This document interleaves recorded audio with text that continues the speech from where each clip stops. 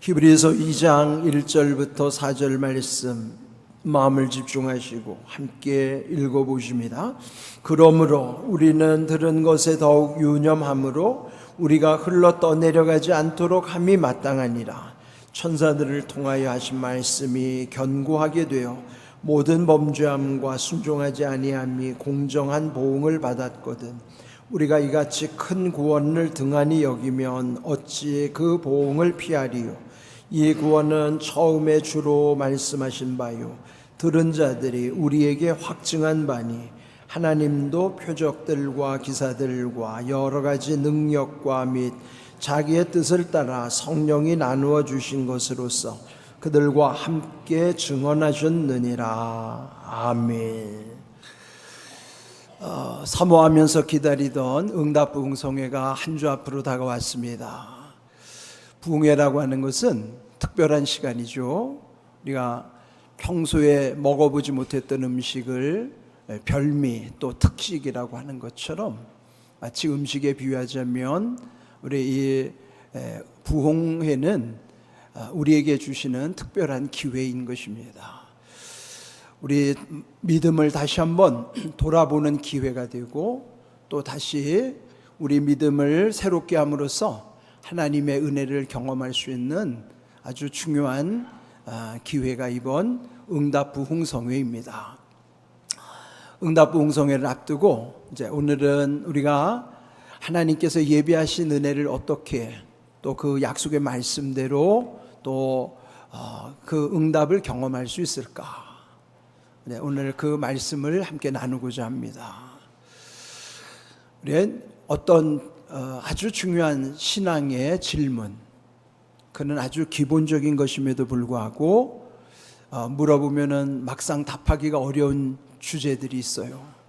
그 중에 하나가 왜 예수님을 믿느냐, 왜 교회를 다니느냐, 왜 신앙생활을 하느냐 물어보면 너무도 당연한 것 같은데도 막상 답변하려면 궁색할 때가 있습니다. 그러나 이 질문은 아주 명확하게 답할 수 있어야 됩니다. 그 질문에 대한 단 한 개의 대답을 하라고 그러면은 우리 모두는 죄로부터 구원받아 천국으로 가는 것이다 하는 것이죠. 우리가 믿는 하나님은 구원의 하나님이십니다. 시편 3편 8절의 말씀처럼 구원은 여호와께 있사오니 주의 복을 주의 백성에게 내리소서. 우리의 죄로부터의 구원이 하나님께 있으므로, 그런데 하나님은 우리의 죄를 용서하시고 구원에 이르게 하신 다음에는 하나님의 백성에게 주시는 복이 있다는 사실을 알려주시는 거예요. 또 주의 백성에게 주시는 최고의 복은 사실 천국에 이르는 복이죠. 그렇게 보면은 우리가 예수님을 믿고 신앙생활하는 아주 중요한 목표 두 가지는 먼저 구원의 은혜와 두 번째는 주의 복을 누리는 은혜입니다. 이 모든 것이 다 천국과 맞닿아 있기 때문에 이 모든 것은 하나님으로부터 오는 아주 소중한 은혜라고 하는 것이죠. 로마서 8장 32절 자기의 아들을 아끼지 아니하시고 우리의 모든 사람을 위하여 내주신 이가 어찌 그 아들과 함께 모든 것을 우리에게 주시지 아니하겠느냐. 바울도 아주 중요한 메시지를 전하고 있습니다. 하나님은 자기 아들 즉 예수님도 아끼지 아니하시고 우리 모든 사람의 구원을 위하여 내주셨는데 그 아들과 함께 또 다른 모든 것을 우리에게 주시지 않겠느냐. 사실 하나님께는 예수님이 가장 귀한 존재죠. 그런데도 우리의 구원을 위해서 아낌없이 주셨다면 그 외의 모든 것이라고 하는 것은 예수님과는 비교할 수도 없는 것이죠. 그래서 이미 귀한 예수님도 내어주셨는데 너희가 구하는 다른 모든 것 또한 주시지 않겠는가. 그러면은 하나님은 사실 우리가 구하는 모든 것에 응답하실 뿐만 아니라 은혜 베푸신다는 사실을 믿어야만 하는 것이죠. 오늘 본문 1절을 보시면 그러므로 우리는 들은 것에 더욱 유념함으로 우리가 흘러 떠내려가지 않도록 함이 마땅하니라. 그런데 아쉽게도 우리가 살아가는 이 세상은요, 여러 가지 세상 풍파로 인하여 우리가 떠내려갈 수밖에 없는 현실이에요. 그렇다면은 이 강물의 흐름을 비교하자면은 그 물속에 보면은 생명 없는 것들은 쓰레기를 비롯하여 모든 것들이 다 떠내려갈 수밖에 없어요. 그렇지만은 아무리 작은 물고기라 하더라도 생명이 있으면은 떠내려가지 않고 물을 거슬러 올라가는 힘이 있는 것이죠. 만일 우리가 하나님을 믿지 않는다 그러면은 세상 흘러가는 대로 세상의 쾌락, 그 쾌락 속에는 온갖 죄와 유혹이 그 속에 있는데 우리도 거기에 휩쓸려 떠내려갈 수밖에 없는 현실입니다. 그렇지만은 우리는 들은 것, 즉 우리에게 들려주신 말씀에 더욱 유념하라. 유념하라고 하는 것은 생각이 아주 확고해야 된다는 거예요. 이 말씀에 대해서 그 생각이 아주 확고해야만 흘러 떠내려가지 않는다. 그것이 마땅한 도리라는 사실을 알려주고 계시는 것입니다. 또 2절에도 보시면은 천사들을 통하여 하신 말씀, 여기 또 말씀이 강조되죠. 그 말씀으로 견고하게 되었다. 견고하다는 것은 깊이 뿌리를 내림으로써 흔들리지 않게 하시는 것이죠. 그럼에도 불구하고 여전히 우리가 사는 세상에는 모든 범죄함 그리고 순종하지 아니함, 그 불순종으로 인하여 공정한 보응을 받았다 하는 것은요, 보응이라는 것, 우리 흔히 인과 응보라는 말은 많이 들었어요, 그죠? 원인과 결과에 따라서, 그 원인과 결과에 따라서 응보라는 것은 행한 대로 갚아주시는 거예요. 근데 여기서 범죄와 불순종으로 보응을 얻는 것은 하나님이 심판하시겠다는 거예요. 그건 아주 확고하다는 것이죠. 그래서 우리는 하나님이 주시는 은혜도 있지만은 또 범죄와 불순종 가운데서 하나님의 심판도 있다는 사실을 기억하며 살아야 하는 것이죠. 또 3절에 우리가 이같이 큰 구원을 등한히 여기면 어찌 그 보응을 피하리요. 이 구원은 처음에 주로 말씀하신 바요, 들은 자들이 우리에게 확증한 바라 그랬어요. 큰 구원이라는 것은 예수님, 하나님의 아들이신 예수님이 십자가에 죽으심으로 예수님을 믿어서 우리에게 이루게 하시는 구원은 사사로운 구원이 아니라 위대한 구원, 영어 성경에다 Great Salvation이라고 했어요. 그 큰 구원, 위대한 구원을 등한히 여긴다는 것은 소홀히 여긴다는 거예요. 그렇게 소홀히 여기면 그 심판을 어떻게 피할 수 있겠는가?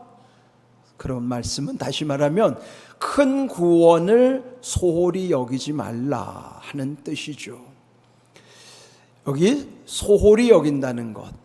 그런데요, 되게 우리가 이미 예수님을 믿어서 이 큰 구원을 다 우리가 얻었잖아요. 그런데 좀 오해하는 경우가 있습니다.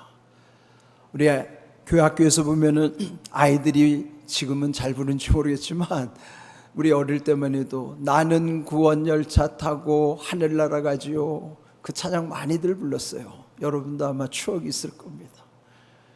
여러분, 우리가 구원받았으면 이미 구원 열차를 타고 하늘나라로 가고 있는 중이에요. 그런데 우리 생각에는 구원 열차를 타고 하늘나라로 지금 점점 가고 있다고 믿기보다는 내가 예수님 믿은 순간 구원 받았다는 어떤 하나의 딱지 같은 것, 증표를 얻어서 마치 그 차표를, 구원 열차를 탈 수 있는 차표를 어딘가에 깊이 보관하고 있다고 착각하는 경우가 있어요. 그래서 그거를 만약에 죽으면 그 차표를 들고 천국 가는 줄로 착각하는 사람이 있어요. 그거 아닙니다. 아이들이 찬양처럼 나는 구원 열차 타고 하늘나라 가고 있어요. 그래서 어제보다 오늘, 오늘보다 내일이 천국이 점점 가까이 오는 겁니다. 그렇다면은 우리가 이미 구원 열차를 타고 간다는 것은 천국이 가까이 올 뿐만 아니라 그 구원 열차도 천국의 일부분에 속하고 있는 거예요. 그 구원 열차 안에는 거룩함이 흐르는 것이에요. 그러면은 그 구원 열차의 거룩한 가운데 그 천국이 가까울수록 우리는 더더 거룩해져 가는 거죠. 그런데 우리가 마치 예수님을 믿어서 구원 열차를 탈 수 있는 티켓을 어딘가에 보관하고 있는 것처럼 그러다가 또 잊어버리고 살아요. 그래서 어느 순간에 구원을 받았는지도 흐려지고 있어요. 이것이 바로 소홀히 여기는 태도예요. 소홀히 여기지 말라는 것은 지금 내가 구원 열차를 타고 있다는 사실을 잊어버리지 말라는 거예요. 여러분, 구원 열차를 타는 티켓을 어딘가에 보관하고 있는 존재들이 아니라 이미 구원 열차에 탑승해서 천국이 점점 가까이 내 앞에 다가오고 있는 삶을 살아가는 거예요. 그런데 우리 오늘 기독교인들 보면은 소홀히 여기는 현상들이 너무너무 많아요. 그렇게 소홀히 여기면은 심판을 피할 수가 없다.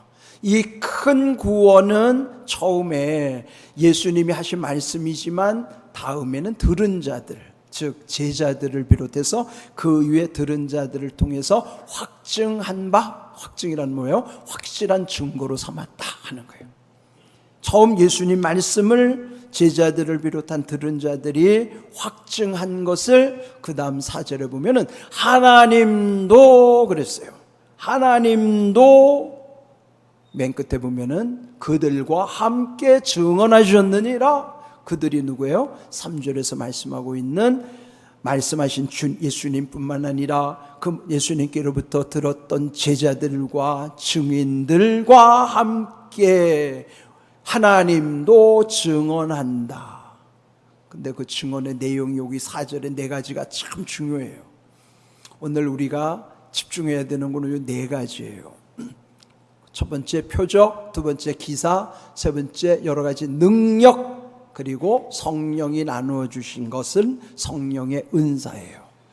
그러니까 이거를 한 단어씩 줄여보면은 표적과 기사와 능력과 은사들로 하나님도 증언하신다 하는 거예요. 이미 예수님과 제자들로 확증을 하신 것뿐만 아니라 오늘날도 여전히 하나님은 우리에게 표적과 기사와 능력과 은사들을 통해서 증언하신다, 증거하신다. 오늘 우리의 표현으로 하면 응답하신다. 이렇게 이 말씀을 우리가 붙잡아야 되는 것입니다. 그렇다면 4가지 중에 첫 번째 표적이라고 하는 것. 예수님도 마가복음 16장 17절 18절에서 이렇게 말씀하십니다. 믿는 자들에게는 이런 표적이 따르니 곧 그들이 내 이름으로 귀신을 쫓아내며 새 방언을 말하며 뱀을 집어올리며 무슨 독을 마실지라도 해를 받지 아니하며 병든 사람에게 손을 얹은즉 나으리라. 마가복음 16장은요 그 16장 마지막 장인데요, 예수님이 하늘로 올라가시기 전에 거기 모인 자들에게 하신 말씀이에요. 믿는 자들에게 이런 표적이 여기 5가지가 나타나고 있어요. 이 5가지 표적 중요합니다. 그 중에 이 첫 번째 표적은 이 모두가 여기서부터 시작이 되는 거예요. 자, 믿는 자들에게 따르는 첫 번째 표적, 예수 그리스도의 이름으로 귀신이 쫓겨간다는 거예요.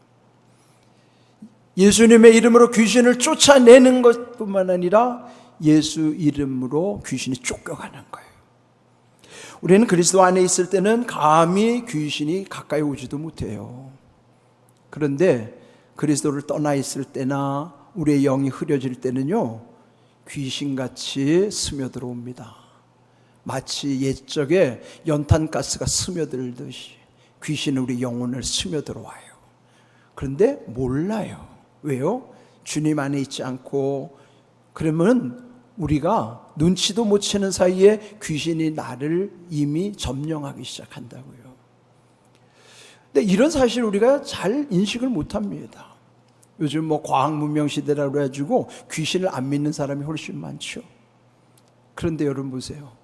귀신을 상대하는 사람들이 누굽니까? 오늘날 보면은 점쟁이 무당들이에요. 그런데 여러분, 오늘날 점쟁이 무당들이 더 극성맞게 더 많아졌어요.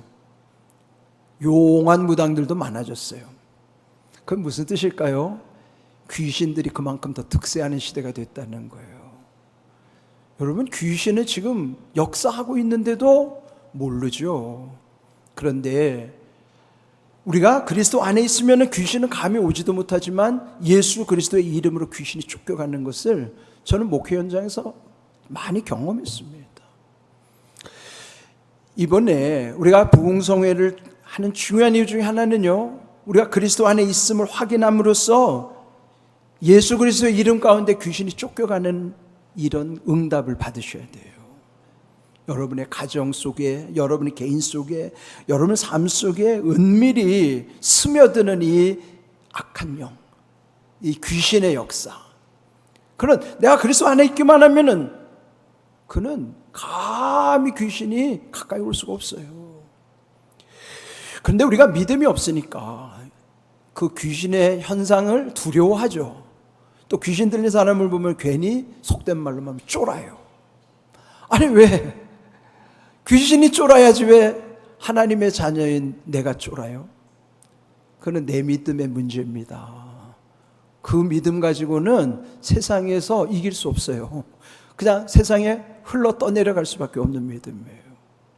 여러분이 정말 예수 그리스도를 믿으면요, 귀신이 여러분을 두려워하고요, 쫓겨갑니다. 여전히 여러분 마음에 귀신에 대한 두려움이 있다면 여러분 믿음 점검해야 돼요. 예수 이름의 권세로 귀신은 쫓겨간다. 여러분 믿으시고요.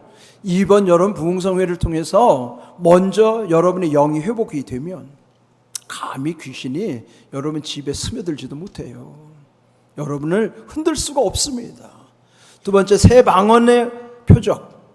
이게 표적이라고 하는 것부터 말씀드려야 되겠네요. 표적이라고 하는 겉으로 드러나는 하나의, 영어로 말하면 사인이에요. 그래서 사인이라고 하는 게 여러분 신호등을 읽어서 트래픽 사인이라고 그러잖아요. 그런데 그 신호등에 보면 색깔에 대한 표시가 약속이에요.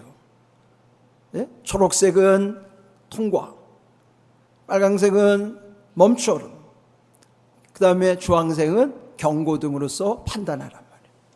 그게 하나의 사인을 통해서의 약속인 것처럼 여기 하나님이 주시는, 예수님이 말씀하시는 5가지 표적도 그런 사인이 있는 거예요. 그래서 여기 귀신이 쫓겨가는 것은 우리 모두가 경험할 수 있는 아주 중요한 사실이에요. 두 번째도요, 새 방언을 말하게 된다. 방언이라는 것이 기도할 때만의 방언이 아니고 방언 자체는 그냥 말이란 뜻이에요. 그럼 새로운 말을 하게 된다는 거죠. 우리의 은혜를 받으면은 믿는 자에게 따르는 표적 두 번째가 말에 대한 변화예요. 예전에는 부정적으로 말하던 사람이 긍정적으로, 불평하던 사람이 감사함으로, 남을 헐뜯던 사람이 남을 격려하고 세워주는 사람으로, 그 입에 변화가 있다면 그 사람은 믿는 자라는 표적이에요. 그게. 근데 불평하고 원망하고 남 헐뜯고 그 사람 믿는 자가 아니라는 표적이에요. 그게. 믿는 게 교회만 다닌다고 믿는 게 아니라 정말 예수님 믿을 때 나타나는 표시가 있어요. 사인이 있단 말이죠. 귀신이 쫓겨가는 사인, 내 입술의 변화의 사인, 세 번째, 뱀을 집어올린다는, 이런 세상에 뱀과 같은 혐오적인 대상들이 많아도 그들을 두려워하지 않고 그들을 상대할 수 있는 지혜와 능력을 주신다는 거예요. 네 번째, 무슨 독을 마실지라도 해를 받지 않는다는 것은 무슨 독이라도 마시라는 게 아니라 우리가 살아가는 세상에는 얼마나 많은 독소들이 있는지 몰라요. 그 무지불식간에 내 앞을 스쳐 지나가는 독소들로부터도 해를 받지 않도록 믿는 자에게 그런 표적을 주시겠다는 거죠. 그 다음 마지막 5번째가 병든 자에게 손 얹은 즉 나으리라. 야, 이건 신유의 은사죠. 이것도 하나의 표적이에요. 사인이에요. 어떤 사인? 믿는 자에게 주시는 사인. 목회하다 보면요, 그 은사를 받는 분들이 계세요. 아주 드물게. 근데 어느 한 분이 이렇게 누군가 기도해 주고 싶은 마음이 들어서 그를 이렇게 만지면서 기도하는데요, 그 병이 싹 낫다고 고백하는 거예요. 자기도 신기해서 또 얼마 후에 또 어떤 아픈 사람을 기도해 주고 싶어서 그의 손을 잡고 또 기도해 주는데 또 그도 기도가, 그 기도 응답대로 병이 낫다는 간증을 들은 거예요. 이 사람이 이제 두려운 거죠. 그래서 이제 와서 물어보는 거예요. 이렇습니다. 그러면 그때 그에게 말해준 것은 하나님이 당신에게 신유의 은사를 주셨으니 그것도 하나의 믿는 자에게 따르는 표적입니다. 잘 사용하십시오. 그런데 잘못 사용하면은 결국은 교만해지기 쉬운데 정말 겸손히 그 표적, 그 하나님 주시는 사인을 잘 사용하시라고 그렇게 권면한 적이 있어요. 믿는 자에게 따르는 표적이라고 말씀하셨지 특정인에게 주신다고 말씀하신 게 아니에요. 목회자에게만 주는 게 아니라 믿는 자 모두에게 주시는 5가지 사인, 그 표적을 여러분이 사모하셔야 돼요. 귀신이 쫓겨가는, 그리고 내 입술의 변화, 세상에 아무리 혐오스러운 대상도 감당할 수 있고, 그리고 모든 독소로부터 하나님이 지켜주실 뿐만 아니라 오히려 병든 자를 위해서 기도하면 그가 낫게 하시는 그런 사인. 만일 하나님이 이런 사인을 주시면 우리가 전도하기도 얼마나 수월하겠어요. 여러분, 이번 응답 부흥성에 하나님이 어떤 응답을 우리에게 주실지 몰라요. 여러분이 믿는 자에게 따르는 표적을 사모하시기를 바랍니다. 하나님이 우리를 위해서 예비하시는 거예요. 자, 이렇게 하나님도 증언하시는 첫 번째가 표적, 두 번째가 기사예요. 기사라는 말은 기적 사건을 줄임말입니다. 기적 사건을 기사라 하는데 기적이 뭘까요? 내가 할 수 없는 일을 하게 하시면 그게 기적인 거예요. 그래서 시편 136편 4절에서 홀로 큰 기이한 일들을 행하시는 하나님께 감사라 그랬습니다. 우리가 감당할 수 없는 것은 하나님이 기적을 베풀어 주셔야 됩니다. 이번에 여러분이 응답 받아야 될 기도 제목 가운데도 기사를 베풀어 주시는 기적 사건을 내게도 하나님 응답하여 주시옵소서. 그렇게 여러분 정말 마음의 절실함을 가지고 또 기도하셔야 할 분도 계실 것입니다. 그 다음에 표적과 기사, 그 다음 능력입니다. 누가복음 24장 49절 예수님이 승천하시기 전에 말씀하셨어요. 내가 내 아버지께서 약속하신 것을 너희에게 보내리니 너희는 위로부터 능력으로 입혀질 때까지 이 성에 머물라. 약속하신 것은 이제 위로부터 성령을 보내주실 것인데 성령이 오셔서 능력으로 입혀질 때까지는 너희는 이 성에서 머물러 있어라 명령하신. 여러분, 이번에 우리 응답 부흥성회 가요 3박 4일 다 해야 7시간밖에 안 됩니다.